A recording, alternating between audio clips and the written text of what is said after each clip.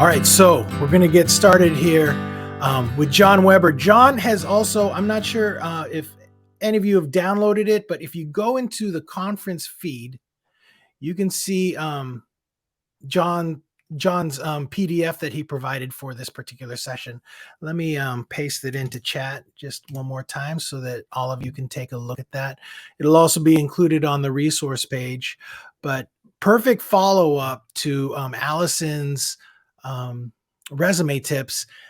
John Webare is here to talk about interview techniques and tips for transitioning L&D professionals.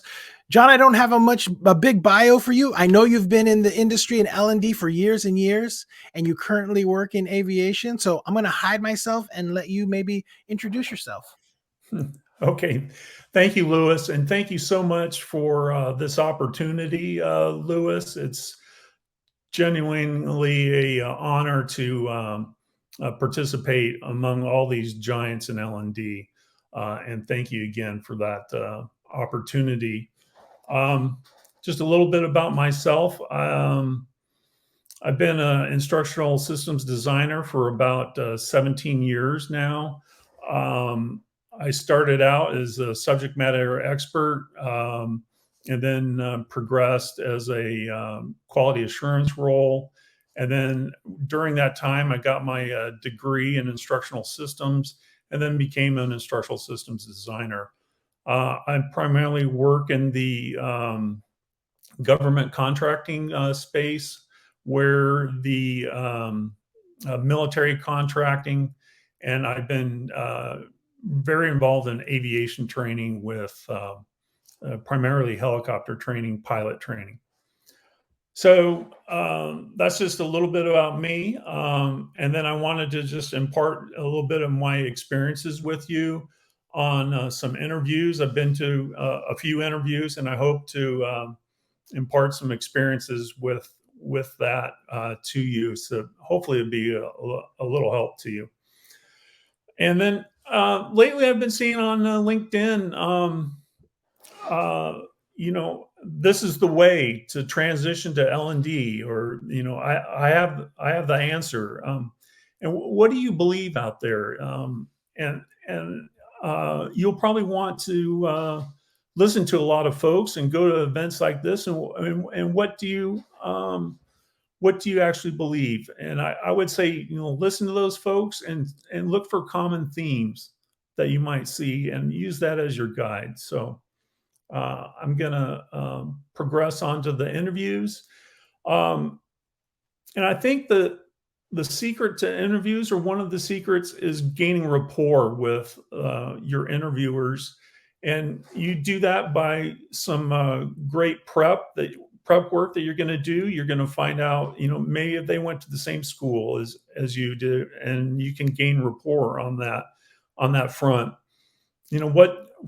What do people do when they first meet each other? They usually ask about what's the weather like where you're at, because people understand, they have that common experience of weather when it's raining, or when it's hot, or when it's cold. So you can kind of transfer that commonality to your interviewers as you do your prep.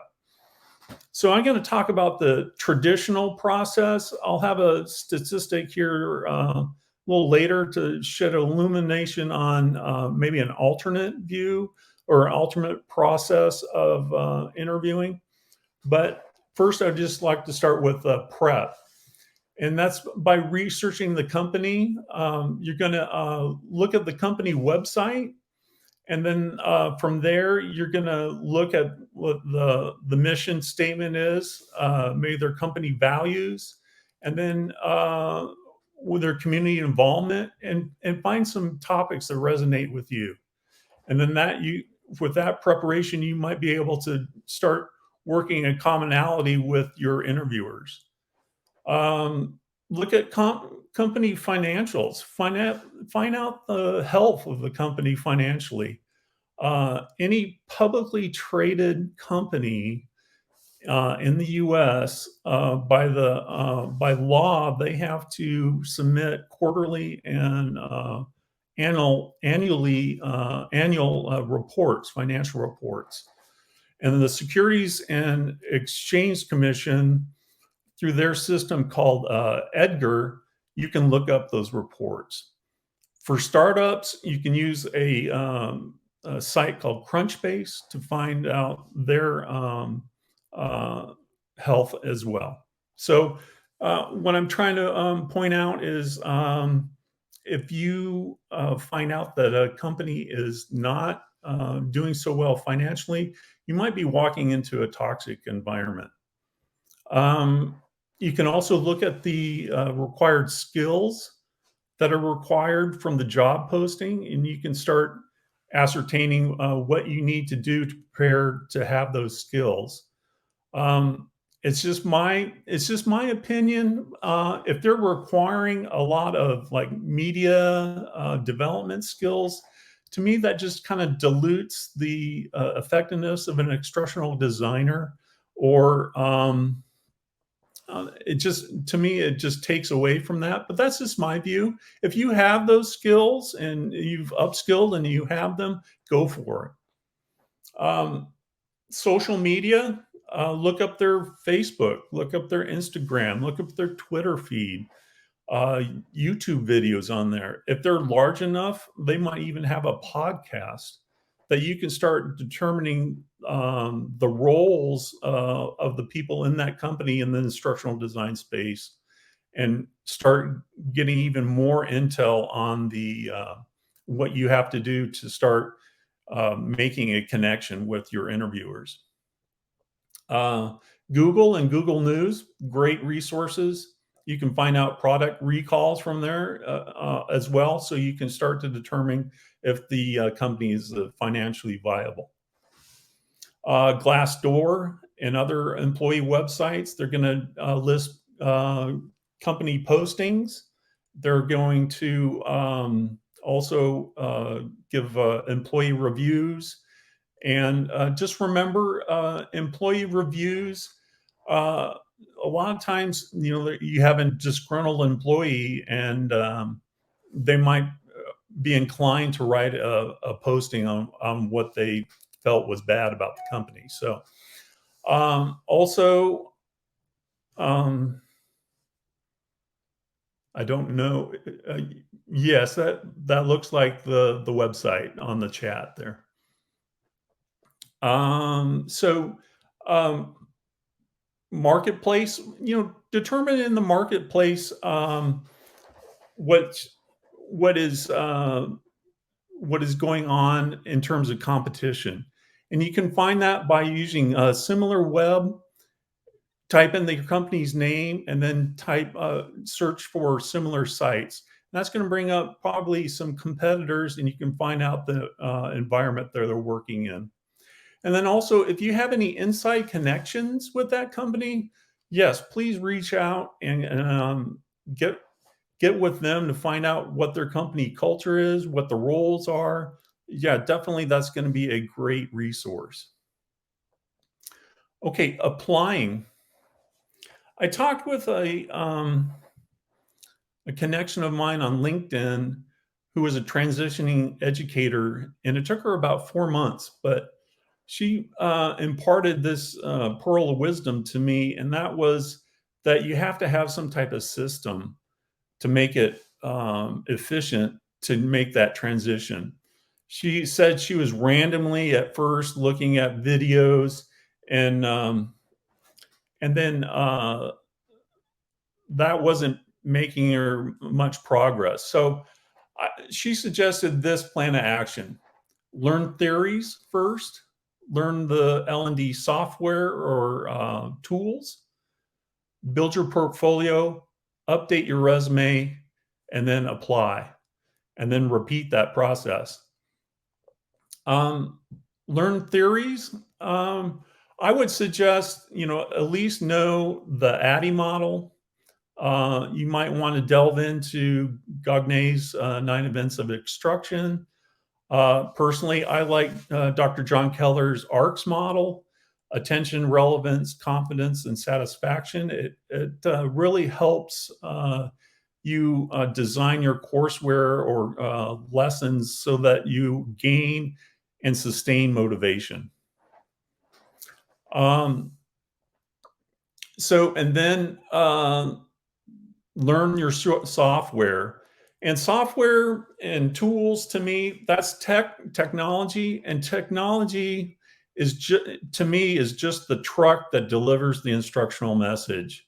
So, keep that in mind. You need to have that theoretical instructional design theories background in place before you launch onto the technology. Also, if you're learning about a tool, remember, if you're trying to do on the trial version, the clock is ticking once you start it. So I would suggest that you look at some videos on YouTube or LinkedIn Learning, if you will, on how to operate that tool prior to launching in, so you have a little bit of a background prior to launching. Building your portfolio and updating your resume. I believe Allison Solers went in depth on that. So I'm not going to speak a whole lot.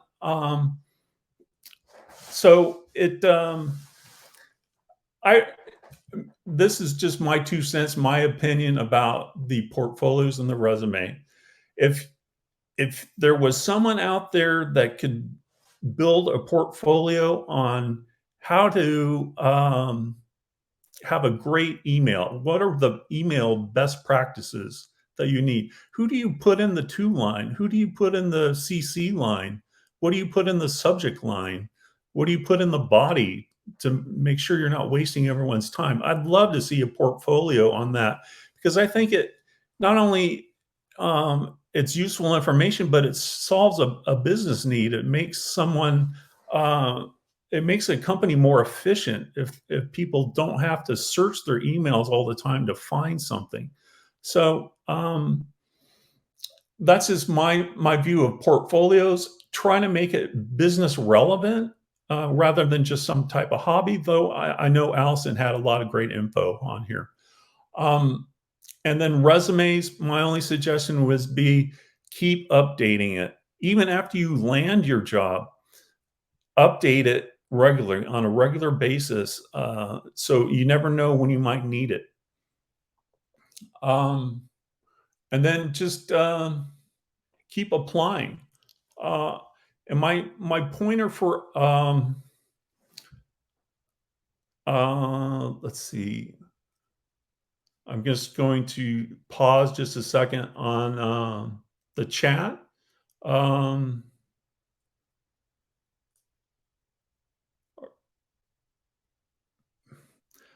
Yes, I do think they will ask you about theories and models and your knowledge in authoring tools for ID roles in interviews. I just want to on the apply, please, if you don't match all 100% of the requirements, apply anyways. I highly encourage you to do that. You don't know if your enthusiasm and your portfolio might just win them over, and they'll just either forget or move on from one of the requirements that they have for you, and you can go on. A lot of people don't do that. Now, if you only have one quality that matches the job description, you probably don't want to apply right away. And please don't just apply just to apply. Make sure you do have those skills in the tools, in the technology, and then the idea of the theories too. So don't just apply just to apply. Okay, and now I'm going to turn to interview types. I want to talk briefly about informational interviews. And they're a little different. They are different from traditional interviews. So what you're trying to do in an informational interview is you're trying to get information. You're not asking for a job. That's the key here.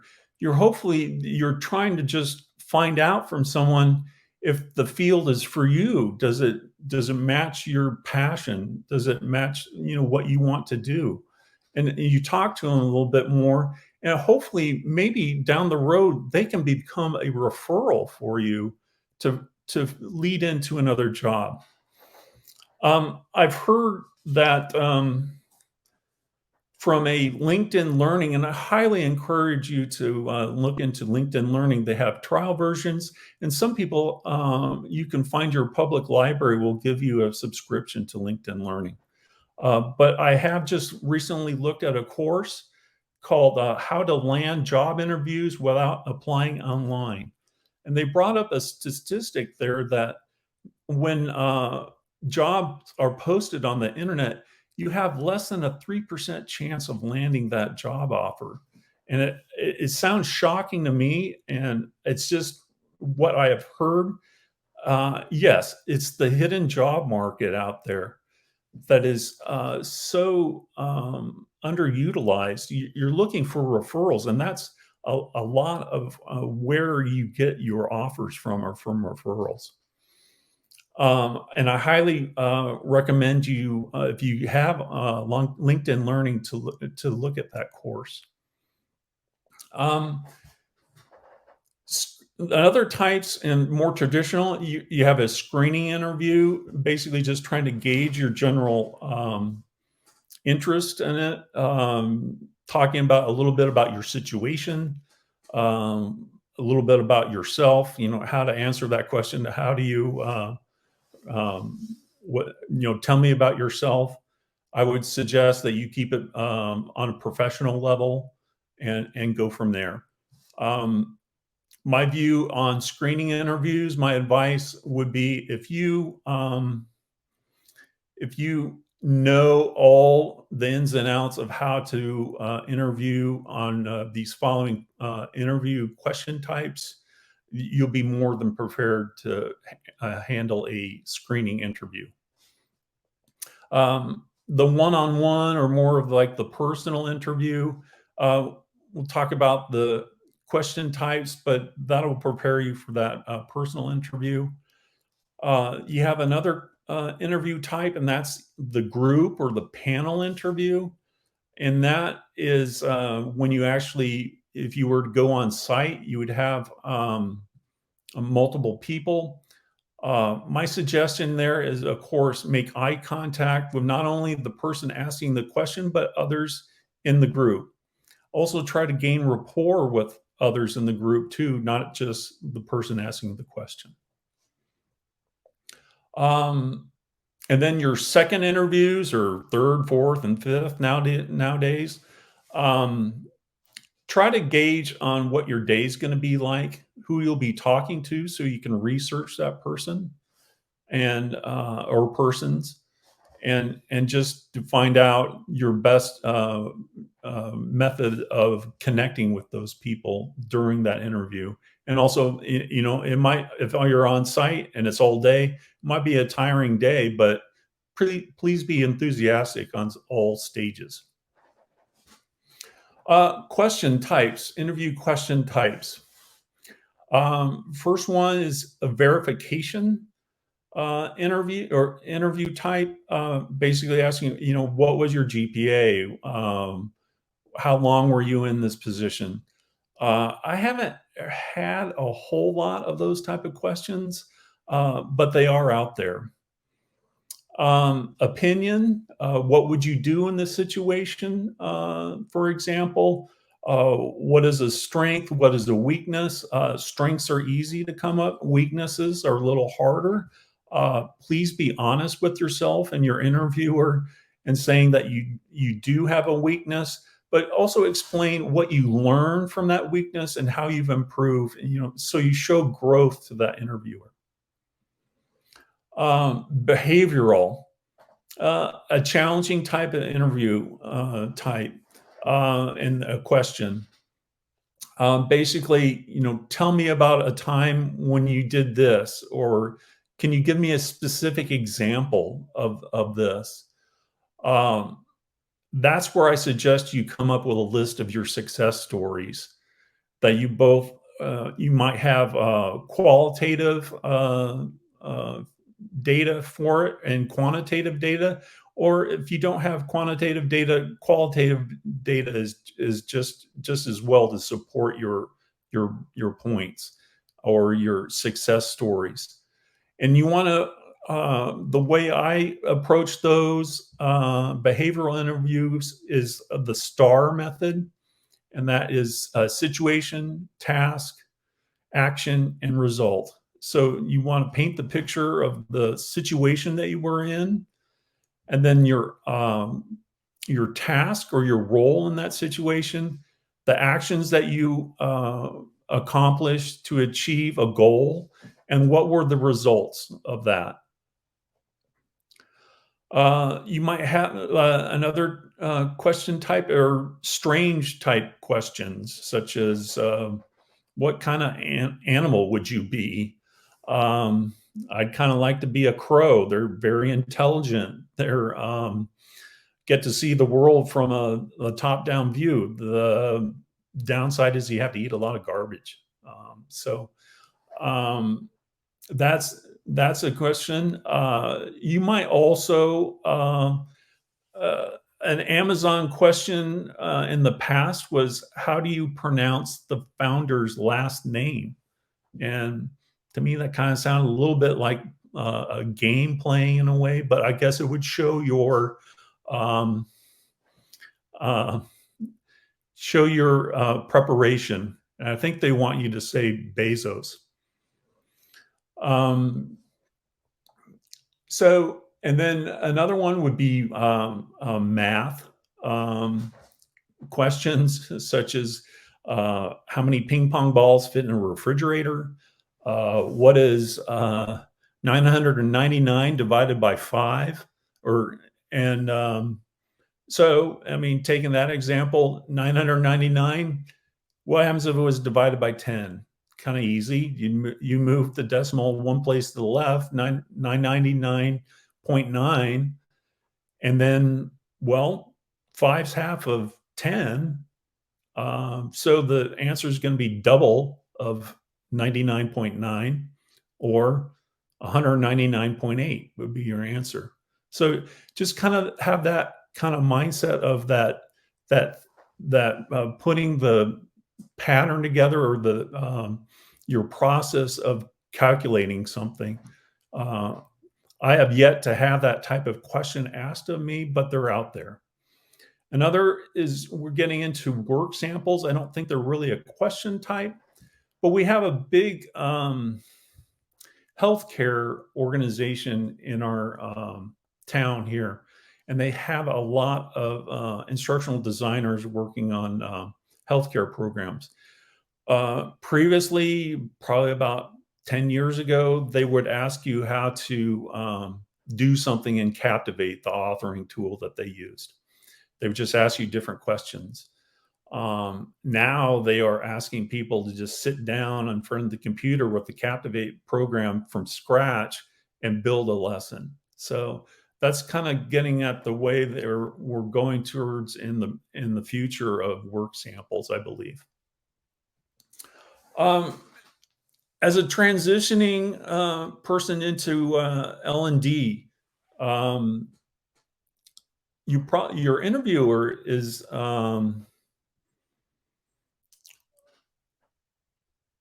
yes, I'll get to some of the questions in the chat here at the end. I just kind of want to keep going here in a second. Overcoming your biases, or the interviewer's biases, people are going to be checking to see if you know, and that's where you don't just apply just to apply. Then that's where you're going to show that you've had that experience, and you're going to say, hey, look, here's my portfolio. This is what I've done.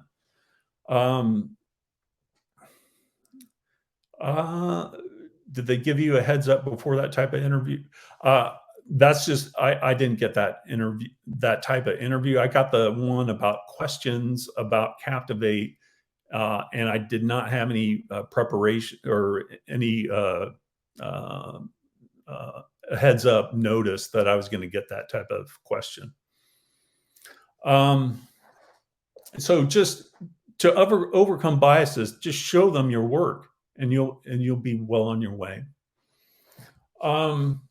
Communicating with recruiters, you'll get calls from recruiters.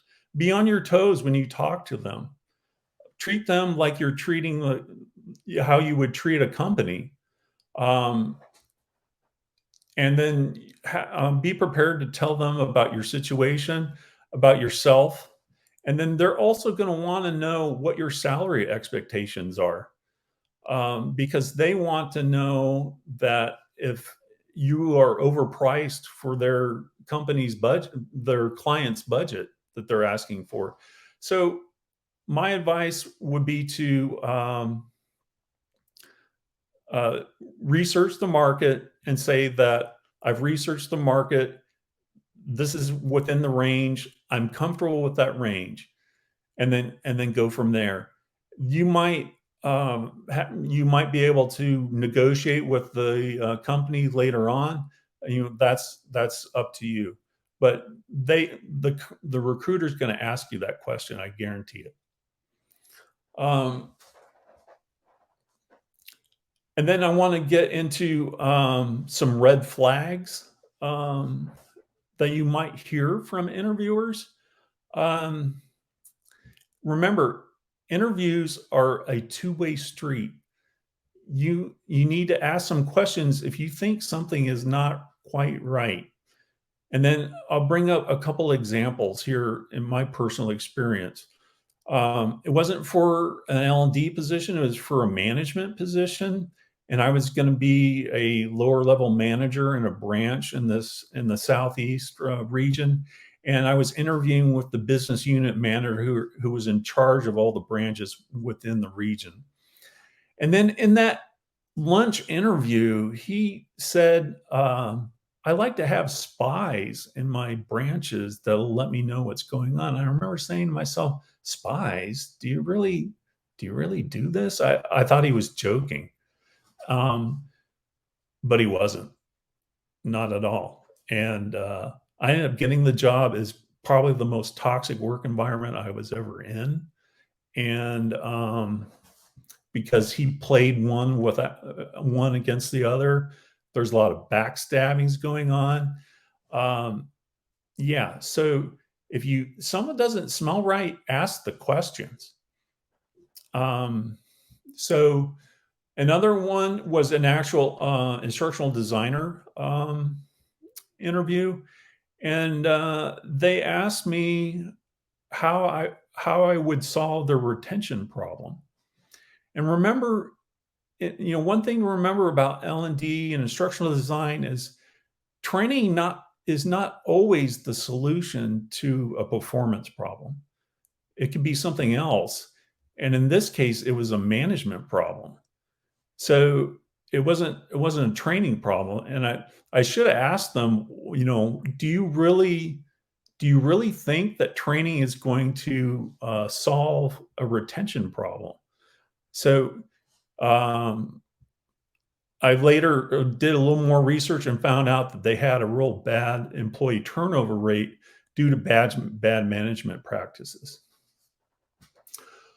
Your follow-up and some salary negotiation experiences that I've had. Please, if you can, on the same day of your interview, follow up with a thank you email.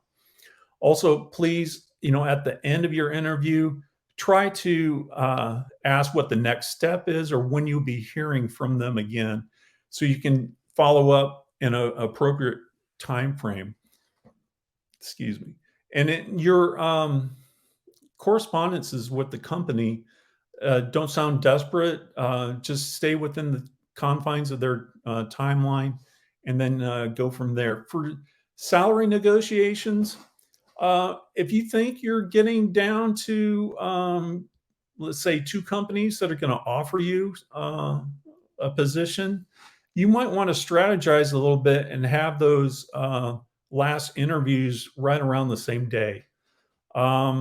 So you might be able to leverage one against the other in a way. So you get that offer, and then you say, hey, I got an offer from another company. This is it. Can you match it? Also, please take into account geography, where you're going to be. If you're going to be relocating, do you have any expenses in that relocation?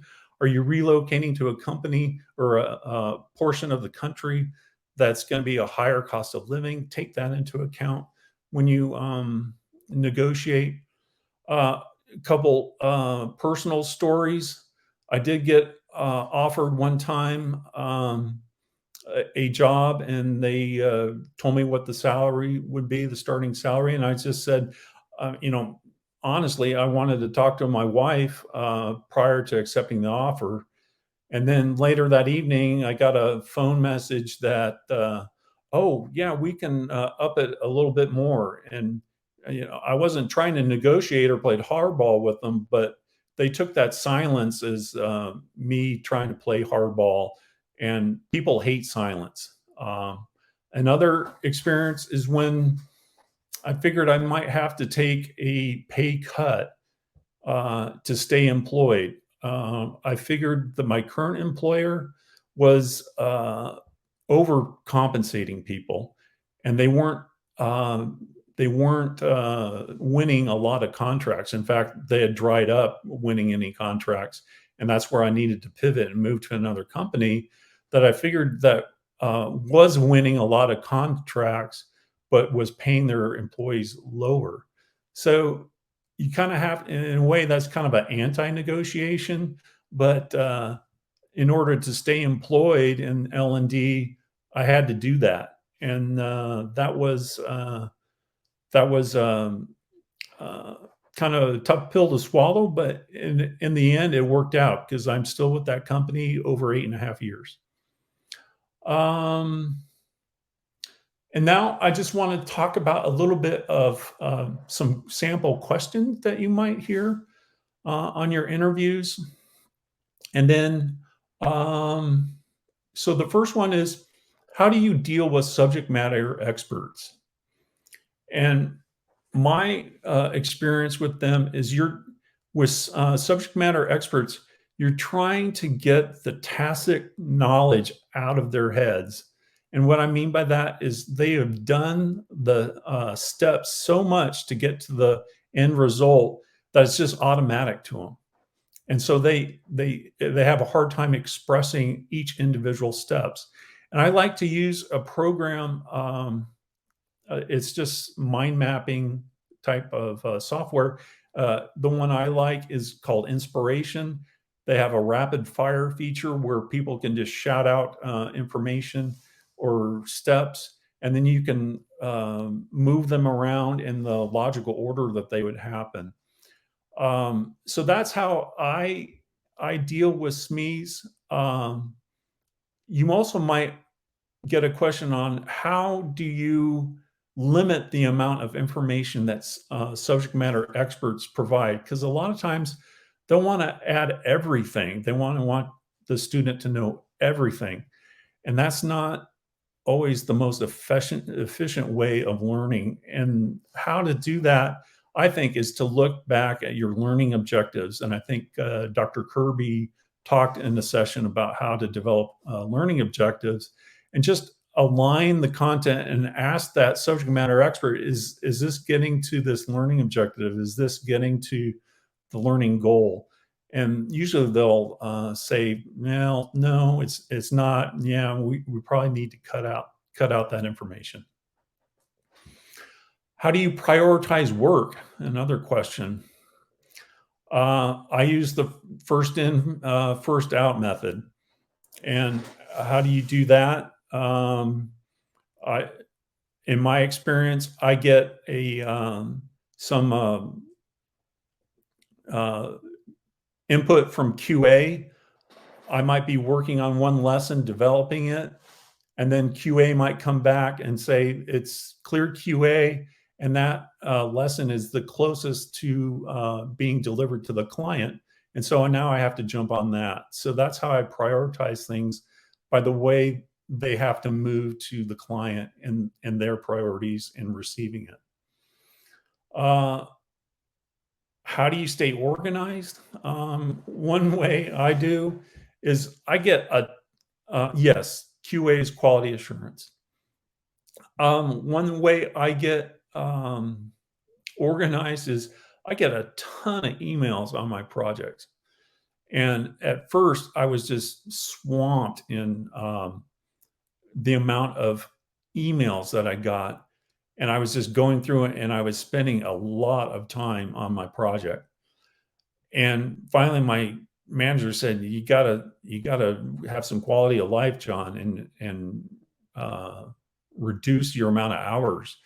And so what I found is I knew that in Outlook, you could set up rules to send your emails to folders. So that's how I, in a big way, is I organize things by folders, especially with emails, by sending them to each individual lesson folder via the rules in Outlook.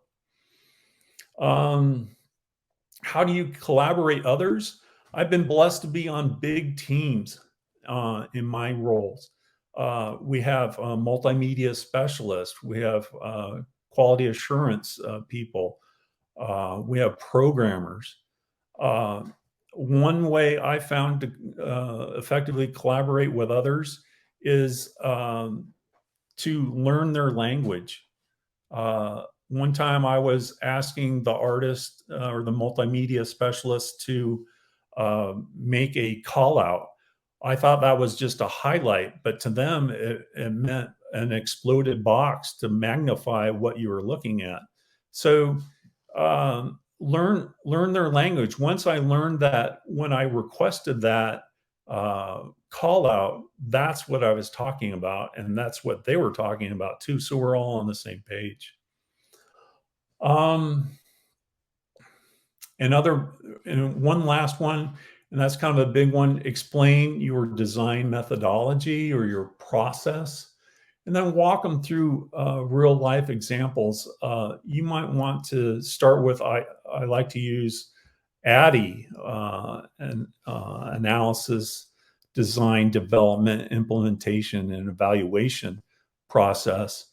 Um, I like to use PADDY, put P in front of the ADDIE in terms of planning. I think you need to have a structure to get you from one point to the other. And then also, you need to know your stakeholders. You need to know who's going to be approving your lessons, who has the final say on the approval, so on and so forth for the P and PADDY. So some of your questions that you might ask at the end of the interview: how would your performance be assessed? What projects are coming up? What will you be working on first? And then maybe in the later on interviews, ask, what should I be learning to get prepared for the role? Those are just a few questions that I have for you to ask at the end of the interview. And then one last question that you might encounter, and that I've encountered, and I think Dr. Kuva Jacobs talked about learning myths. Is that right? Can I get a thumbs up from someone? Did someone go to that? Okay, great.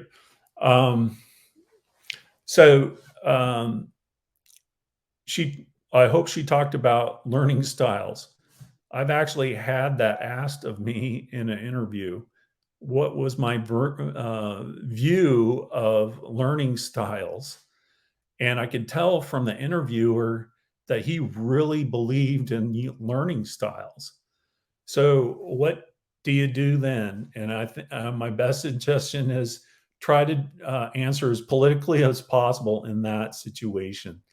I think I started off with something like you need to design experiences that every learner will be able to understand.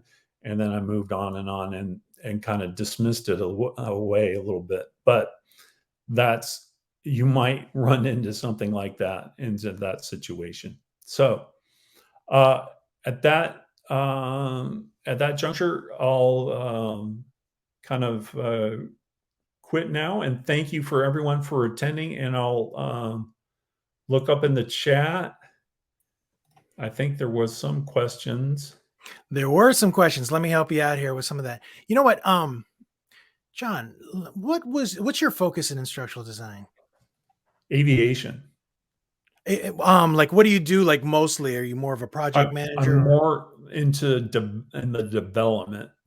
Okay, because I was curious about your experience, like when somebody asked you to build a Captivate lesson, and were you familiar with Captivate at all at that time? Yes, Yeah. a little bit, but not to the depth of what they wanted. So they really took you by surprise. Yes.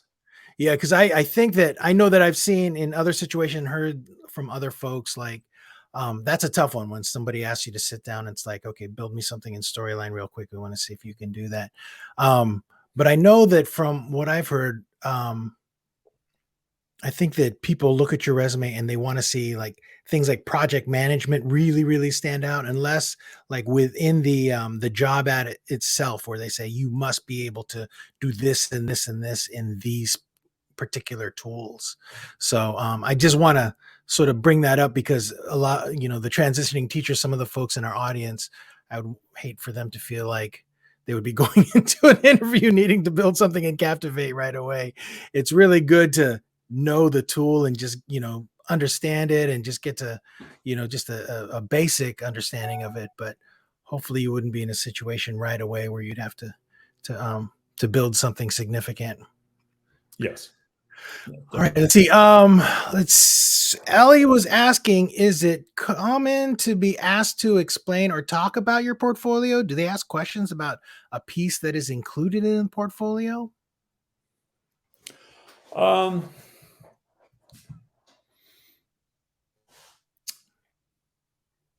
I would have to get back to you. I hope that Allison would have maybe a little more insight. I've not been asked that specific question before. I've been asked to present a portfolio. At that time, it was a little dated. So their questions really weren't applicable to the portfolio I had up on my website at that time. But I would, I'd be happy to reach out to my network to find out more about that. I would imagine that my only advice on that type of question about your portfolio is create a tagline, if you will, or a little blurb about explaining about what your thought process was, what your design process was in that building that portfolio. Yeah. Now, Olivia and America, let's see. Olivia's saying, I've had interviews ask me to walk them through one of my projects recently. America is saying, yes, interviewers sometimes ask an ID to walk through process of developing materials, e.g. of a specific example from your portfolio.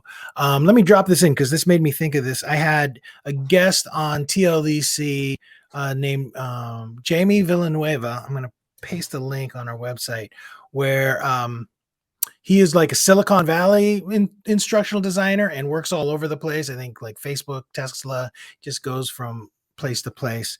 And he did a broadcast where he talked about creating an instructional design portfolio. He used to have a tool called Folios Rock. It doesn't look like that tool exists anymore, but I remember this particular interview had a lot of great tips about building out a portfolio, and he had some excellent examples. So, give that a look if you're interested. Let's see. I'm trying to look to say, I think we had some other questions here. Okay, so Michelle was saying at one point during your talk that Michelle's listened to advice to try to hold off salary conversation until the job is actually offered. Um,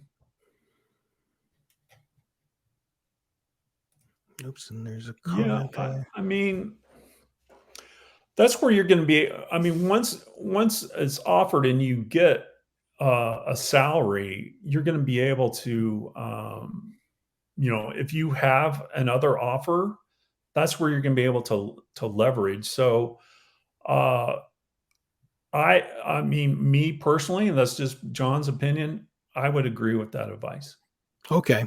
Karen actually commented on that saying, I've heard differently, in which best practices is that they'd already set a salary range to remain transparent for both parties.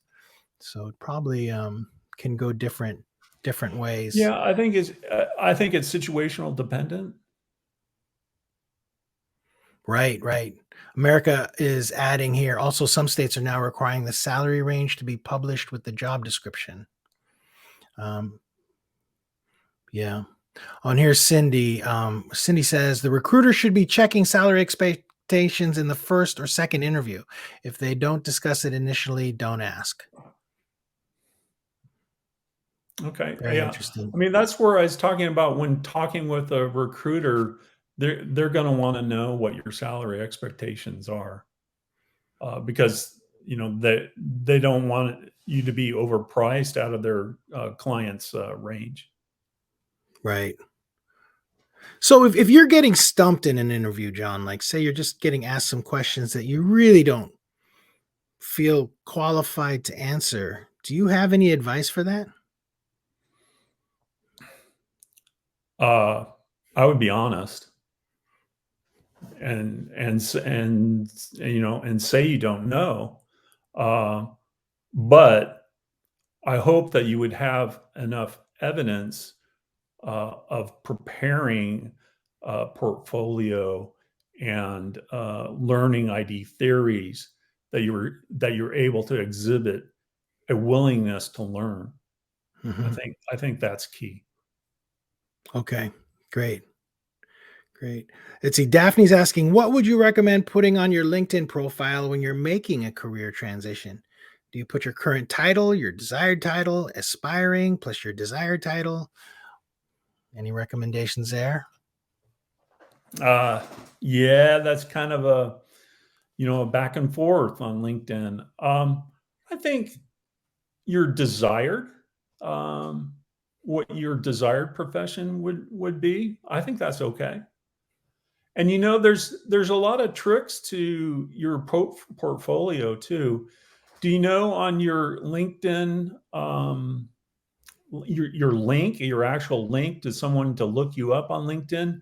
You don't have to accept that alphanumeric uh, address. You can uh, you can put mine is John Webare, instructional designer, at the end. So there's a lot of different techniques on LinkedIn.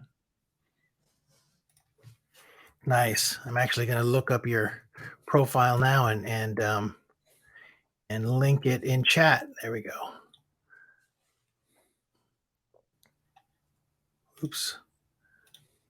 I'll pull it up in a little bit. My computer's taking a little bit. Let's see. Tamar's asking, when they ask for specific examples and you can give examples, but it's from teaching, should you use ID lingo like calling your colleague an SME? Um, to me, to answer that question, educators are going to have to uh, go to people that are experts to help them create learning experiences. It might not, they might have not have the title as a subject matter expert, but I think you can explain that to them uh, in the interview that yes, they might not be a subject matter expert, but they were an expert in this certain area, and it's to me that just my opinion that equates to a subject matter expert. Nice. All right, great. Well, gosh, you know what? I didn't realize that how much time we've taken. We've done over 50 minutes. John, thank you so much for closing out the event to us for us. I want to mention to everybody, we've done this is the third transitioning teacher event that we've done. So there are a lot more recordings to be had if you are interested in checking those out. Now, this link, this URL will go to the current event webpage, and you can find the link to the 2022 event that took place last year around this time. But we had one that happened in the fall as well. I'm going to try to link it on that page so everyone can get to that, because that one was amazing. I got incredible feedback for that one. So you should check that out too. And Karen, you're totally welcome. And I really appreciate everyone that attended, and hope you found this useful. Just want to make sure everyone, like John and I were talking earlier, everybody's journey is a little different, right? My experience when I was first getting into the space, I ran into a lot more accidental instructional designers, people that had been, librarians or IT people, or came from the marketing department, and then all of a sudden HR gobbled them up and said, you need to be a trainer now. And so they learned instructional design. But I'm really glad to see that a lot of teachers are moving into this space. I think that it's going to be great for L&D. And if you are considering doing this, congratulations. I hope that you find success. But remember, everyone's journey is going to be unique. You don't have to spend a ton of money to do this. Please don't fall for any predatory, overnight schemes where all of a sudden you're a snap of a fingers, you're an instructional designer. Find resources like ours, TPLD. Hopefully you met some people like Kara on the tables. Just keep an eye on those folks. I'm happy if you connect with me. Send me questions anytime on LinkedIn. I'm happy to answer whatever I can. I'm sure John is on LinkedIn. He has a great presence on LinkedIn as well. Go out and work with folks like us. Most of us are just doing it because we want to help. And Cindy, Cindy is like an industry vet, knows a lot about tech instructional design. So connect with Cindy if you can. All right, I'm going to go ahead and close this out. Thanks, everyone. I think that the tables might have some folks there, but I know it's a Friday, so please enjoy your weekend. And remember, if you go to thetldc.com, you'll find lots more videos. I try to have conversations every week with folks in the industry, and more events. Like we have a data analytics and measurement event coming up next month. And then I haven't built the site for it yet, but the Women of L&D event is getting organized. There's a lot of energy around that, so look out for that one coming out in March. All right, everybody. Take care. Thanks again, John. Thank you so much, Lewis. Bye-bye. Bye-bye.